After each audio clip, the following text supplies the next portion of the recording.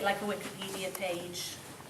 We'll probably go around that way. So we started off with the definition of what community of practice is.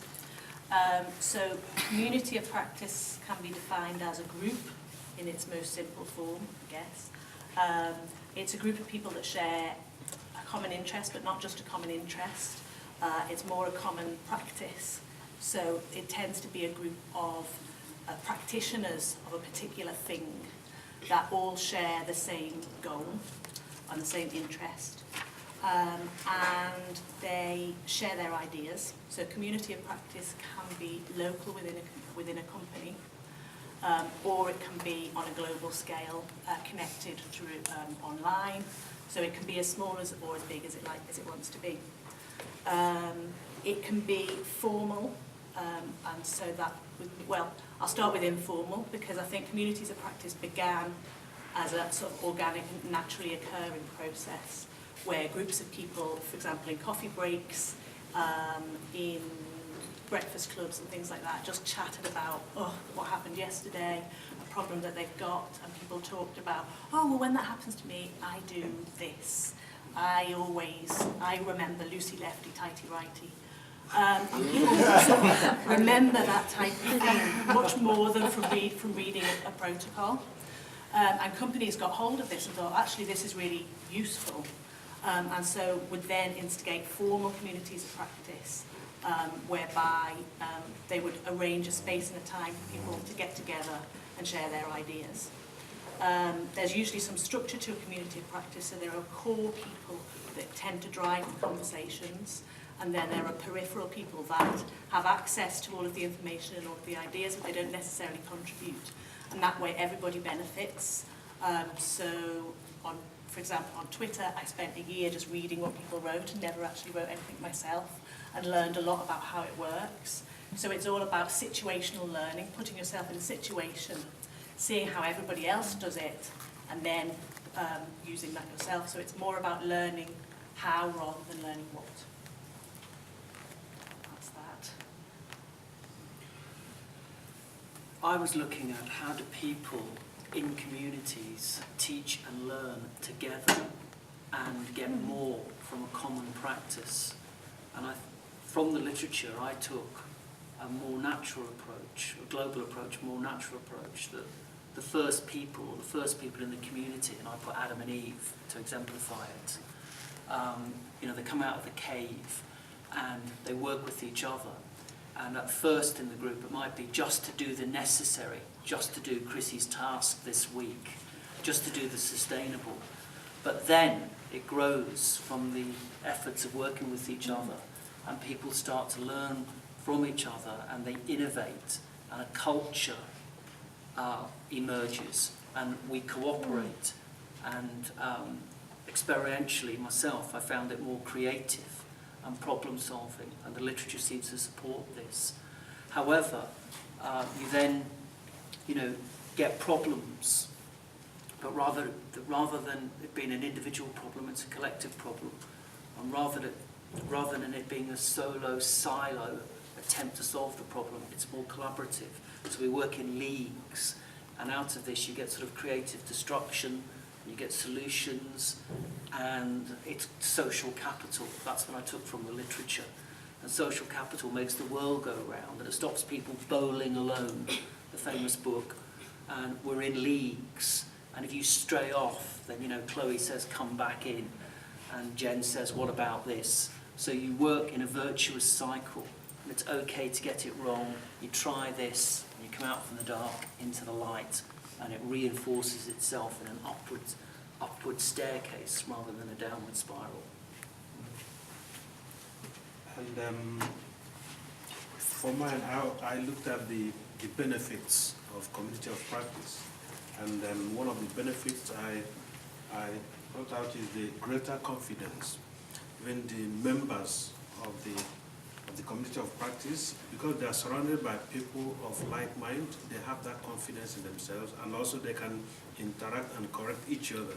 So they have that confidence. They have improved output because they've already constructively looked at each other's work before it can be produced, brought out. It saves time because the time, if I'm not too good with statistics, and one of the members is very good with statistics, we cannot just walk through it, walk around it. I don't have to spend ages trying to learn statistics myself. It also saves money. The amount of time is money, people say. It also saves money. I also put down proven and qualitative. Is qualitative in terms of the quality of output, the quality of their work is qualitative compared with individual output, and it's proven because they've already looked at it together. There's a global linkage. Some universities can link together and work on a particular project globally. There is greater collaboration as well in this. I also put reliable product. The product is very reliable because it's been viewed in a group. Just like what we're doing with in the Wikipedia, we've put heads together and looked at it constructively before we put it in the Wikipedia. So it tends to be more reliable than someone just writing up what he wants and put it there. It's sharing, people share knowledge, not only within the group, to the outside world, so everybody benefits. And there's also cross-breeding ideas, just ideas interwoven, not from different disciplines too. So disciplines can actually put ideas together. Thank you. I looked at the areas where community of practice could be applied. And based on what we've had, we can say that it could be applied in all facets of life, all the activities, like all tradesmen in healthcare, even here in the uni, because it will involve sharing of knowledge, in education, and all professional lives. And we also added in Twitter and in LinkedIn as far as sharing of knowledge is concerned. So these are the examples of community of practice. Jen did disadvantages, but she's had to go, so I'll do Jen's for her. So this all sounds great, but with every great thing there's always disadvantages as well. And so one of the things was that some people might get lost. So if everybody else seems to be on the same page, but somebody else isn't, people can get lost within communities of practice. So I guess in a way sometimes they can get too big and then they become too general. And so if they become too big, then nobody's getting much out of it anymore. There are also problems with technology. I think we've all had problems with technology within this course, in that all of the different ways of technology are great, but if you're using them all, there's going to be some people that actually get alienated from the community of practice because they don't have either the know-how or the technology that would allow them to link into the community of practice. We also said that there's issues with crossing boundaries and with privacy, and what some people might feel comfortable with and other people might not feel comfortable with. And so one community of practice might say, yeah, we're going to stick it all out there and we're all doing this, and blah, blah, blah. And somebody else might say, actually, I don't feel comfortable doing that because this might impinge on my contractual obligations in my company, or it might not sit comfortably with me personally. So there are issues that have to be thought about. We've got conflict. So again, I guess there might be conflicts within a community of practice, different people. And I suppose if there's a really strong conflict happening, on the one hand, it can be really helpful because you get a yin and yang and you get different people's perspective on things. But on the other hand, it might cause a split and two communities of practice going off in two different ways. And I guess I don't really know what you feel about that. Is there any others?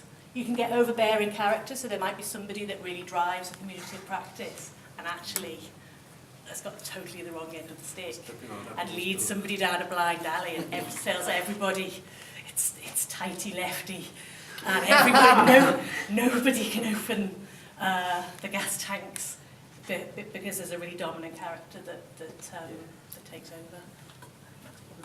I think there could also be conflicts in terms of maybe people's personalities. People have different personalities, and then when they work together, there are bound to be conflicts. Some people start hating each other. It can even cause, dismantling of the project or something like that. Even within a department, some lecturers might be out of, and they won't be because of clash of personalities. So that's a, Yeah, we had coffee breaks in my old work, and the two technicians were the queens of the coffee break, and everything centred around them. They had all of the gossip in the whole department, and we used to go and get all of the gossip, and also, but they also had a real love-hate relationship. And you knew the week that they'd had a fight because there was no coffee for coffee break. Can I just add something from my research? And some of my research is into 12-step groups, 12-step recovery groups, like Cocaine Anonymous, Alcoholics Anonymous, Overeaters Anonymous. And without them knowing it, and in and out of themselves, with no government project or university telling them, they run communities of practice without the theory. And they have problems, and they synergize without knowing that that's what they're doing. And the research shows that the 12-step recovery programs reduce addiction and recidivism more than other approaches, so that people can do this naturally and organically and create real results and learn from each other without leaders, without modules, and putting it into practice, and it actually works. Could I just ask you, has anyone read Malcolm Gladwell's Tipping Point? Yeah. There's a section in that, isn't there, about the kind of optimum number of people to kind of work in a, I can't remember what, you might remember the number. It's quite small, isn't it? It's quite Isn't small. it? 5, no, it might be a little bit more, it might be 8 or something like that. But there's, it said beyond that, It would be 5 to 8. then people start to become slightly disconnected. So Which is there's why that factor as well. Well, as the youngest of 7 kids, I think the cut-off's 6. To the point where, was it Berghaus or one of those kind of outdoor companies that they actually use that number as to put people into teams, basically. So anyone beyond that, then the team doesn't function optimally. So that, I mean, that's a consideration as well. We've got these great communities in practice, but if you've got 500 people, then does it work optimally, or does it need to be further subdivided? Yeah, I think that's a thing you need to think about with the connectiveness and the networks and this way of doing things, that you can feel so connected to so many people, but what's the quality of it, what's actually happening? But that's where falling out with each other has a creative role. The split is as important, as Jung says, the shadow is as important as the group. And so, we naturally reassemble into smaller units. And That's human nature, isn't it? yeah, well, it's the old joke about the revolutionary political party. The first item on the agenda is the split, because it's going to happen. But it works because we're still here on planet Earth, despite pessimistic views that we might not be. But do you think as well it almost harks back to caveman times where people working in small group, optimally, and now we're kind of almost thrust into a position where we're working with hundreds or even thousands of people. It's kind of this, this is where you kind of the disconnect happens sometimes for people, or to be thrust into a massive group. Yeah. Yeah. But sorry, can I just ask something? Is a community of practice something that grows organically? Because there's a risk at something like this becoming a bit contrived, isn't there? Yeah. That if you're not if you're forced to do it, but if you feel the pressure of the group to join something like this or to be actively involved, are you getting the same out of it than if it just sprung No, up? I agree that the best communities of practice tend to evolve naturally. Right.